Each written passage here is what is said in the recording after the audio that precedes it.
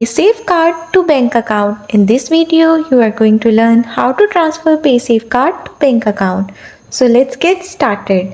First, you can transfer your Paysafecard balance to digital wallets like Skrill or PayPal. Once the funds are in your digital wallet, you can withdraw them to your linked bank account. Then, some online payment services may allow you to use Paysafecard as a payment method for adding funds to your account. Once the funds are added, you may be able to transfer them to your account.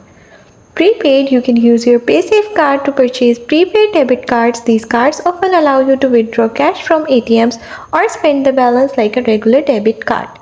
Merchant payments, if you are making a purchase online, many merchants accept Paysafecard as a payment method.